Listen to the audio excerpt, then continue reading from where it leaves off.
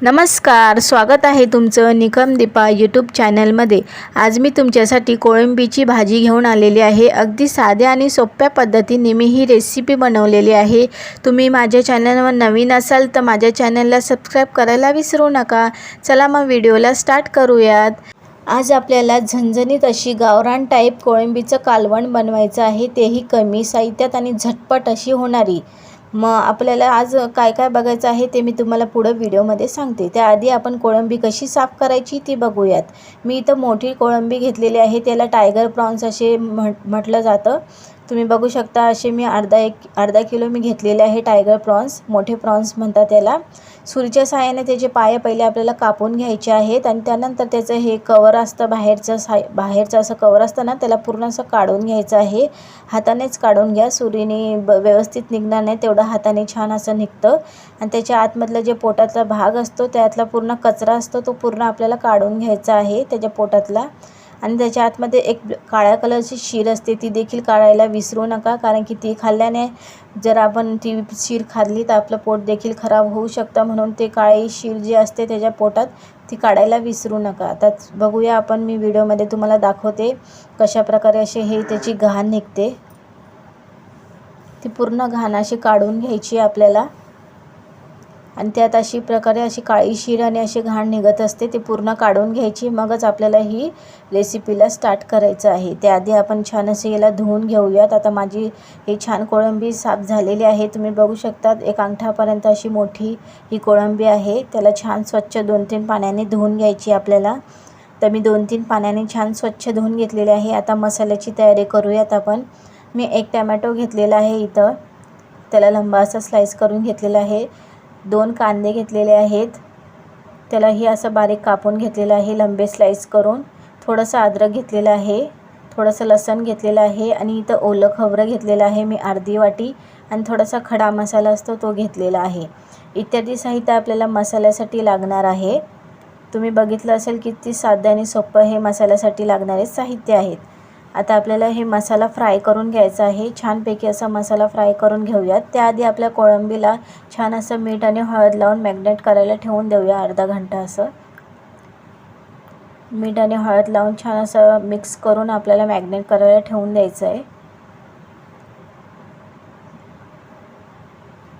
असं केल्याने आपली कोळंबी खूप छान आणि टेस्टी आणि त्याचा उग्र जो वास असतो तो निघून जातो। नक्की त्याला लावून बघा तुम्ही मीठ आणि हळद, तुम्हाला देखील याचा रिझल्ट कळेल की त्याचा उग्र वास हा पूर्ण निघलेला असतो। आता कांदा आपल्याला फ्राय करून घ्यायचा आहे। इथं मी कढई ठेवलेली आहे, त्यात थोडंसं तेल घालायचं आहे आणि कांद्याला आपल्याला ब्राऊन कलर येस्तोवर छान असं फ्राय करून घ्यायचं आहे। पूर्ण असं एकजीव करून घ्यायचं आहे कांदा आणि त्याला ब्राऊन कलर येस्तोवर फ्राय करून घेऊयात।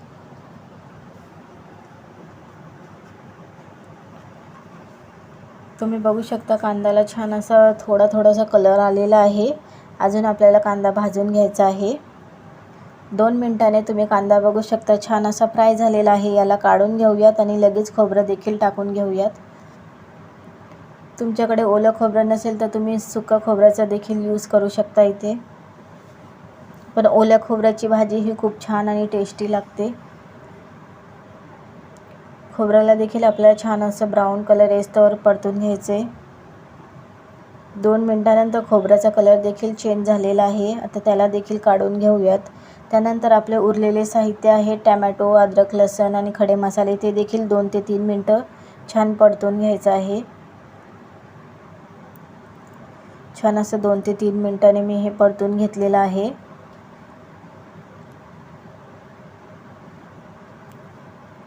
आता हे काढून घेऊयात आणि मिक्सरला लावूयात आपण। सगळे मसाले एका प्लेटीत काढून आपल्याला छान असं थंड करून घ्यायचं आहे। आता पूर्ण मसाले काढून आपल्याला मिक्सरला लावून छान याची बारीक पेस्ट करून घ्यायची आहे। आपला मसाला इथं छानपैकी असं बारीक वाटून झालेला आहे। आता त्यानंतर आपल्याला मसाले बघायचे आहेत, इथं काय काय लागणार। 1 टेबलस्पून मी इथं किचन किंग मसाला घेतलेला आहे, त्यानंतर धनियापूड घेतलेली 1 टेबलस्पून, हळद घेतलेलं आहे, मीठ घेतलेलं आहे, हळद अर्धा टेबलस्पून आणि लाल तिखट घेतलेलं आहे, आणि इथं मी काश्मीरी लाल मिरची पावडर घेतलेली आहे। किचन किंग मसाला वगैरे इतके सगळं आपल्याला मसाला यात टाकून घ्यायचा आहे। आता इथं तेल टाकून याला तपू देऊया छानपैकी. तुम्हाला लागेल तेवढं तेल टाका. मी इथं 2 मापलं असं तेल टाकलेलं आहे. आता हे सुके जे मसाले आहेत आपले ते तेलात छान परतून घेऊयात. छानपैकी असं तेलात परतून घ्यायचं आहे आपल्याला.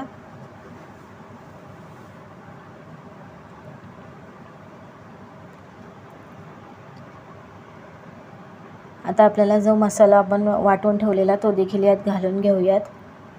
मसाल्याला आपल्याला 5 ते 7 मिनटं छान असं कमी वरच शिजू द्यायचं आहे. जेवढं छान असं मसाल्याने तेल सोडलं ना तेवढी छान अशी भाजी लागते आपली. पूर्ण मसाले एकजीव करून घेऊयात.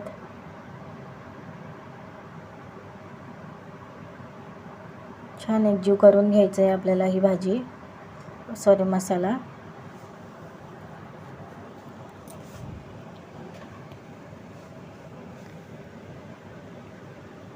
मसाला आपला छान एकजीव झालेला आहे. तुम्ही बघू शकता छान अशा प्रकारे पूर्ण आपल्याला मसाला हलवतच राहायचा आहे, कारण की खाली चिटकून नाही द्यायचं आहे.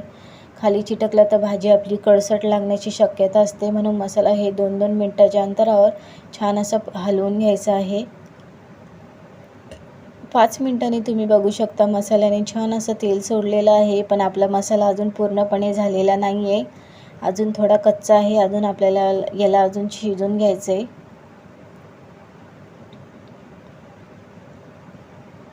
आपला मसाला इथं पूर्णपणे तयार झालेला आहे. आता यात झिंग टाकून घेऊयात.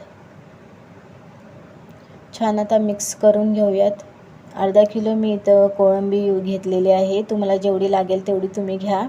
पण मसाला जो लागतो तोच मसाला इथं यूज करा, जो मी तुम्हाला दाखवलेला आहे तसाच. अशाने काय होते, भाजी खूप टेस्टी देखील बनते आणि गावरान टाईप अशी याची चव देखील असते.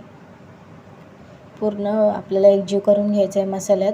2 ते 3 मिनटं मसाल्यामध्ये आपल्याला हे प्रॉन्स आहे ना ते असेच सोडून द्यायचे आहेत, कारण की त्याचा पूर्ण फ्लेवर असतो ना तो पूर्ण मसाल्याला उतरतो. म्हणून 2 ते 3 मिनटं याला असंच ठेवून द्या. तुम्ही अशीच भाजी शिजवून सुक्की देखील भाजी खाऊ शकता, आणि ज्याला सुक्की नसेल खायची तर तो रश्श्याची भाजी देखील खाऊ शकता. आता यात आपल्याला लागेल तेवढं पाणी घालायचं आहे. आता हे माझी कोळंबी हे जरा जाडी आहे, म्हणून याला शिजायला मला टाईम लागेल. म्हणून यात पाणी आपल्याला थोडं जास्त घालायचं आहे. भाजी शिजत नाही तोपर्यंत पाणी आपलं हे सगळं आटून जाईल. पूर्ण एकजीव करून घेऊयात आणि त्यानंतर आपल्याला अजून थोडं पाणी घालायचं आहे आणि याला कमीवर गॅस ठेवून छानपैकी नरम शिजून घ्यायचं आहे. हे जाडे प्रॉन्स असल्यामुळे आपल्याला इथं थोडा टाईम लागणार आहे. आता भाजीला छान उकळी आल्यावरच आपल्याला इथं झाकण ठेवायचं आहे आणि 5 ते 7 मिनटं छानपैकी असं शिजून घ्यायचं आहे.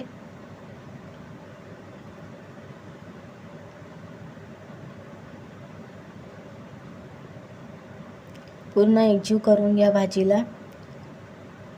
जोपर्यंत भाजीला उकळी फुटत नाही तोपर्यंत भाजीला छान असं ढवळून घ्या. आपली भाजी शिजत नाही तोपर्यंत आपण इथं भाकरीची तयारी करूयात. मी इथं तांदूळची भाकरी छान अशी थापून घेतलेली आहे हाताने. आता वरतून आपल्याला त्याला पाणी लावून घ्यायचं आहे. कोळंबीच्या भाजीसोबत भाकरी हे खूप छान लागतात आणि तांदूळची भाकर असली तर खूपच छान लागते. तुम्ही देखील कोळंबीच्या भाजीसोबत तांदळाची भाकर खा, खूप छान आणि टेस्टी देखील लागते. आता भाकरीला आपल्याला छानपैकी दोन्ही साईडून शिजून घ्यायचं आहे. तुम्ही बघू शकता छानपैकी अशी फुगलेली आहे आपली भाकर.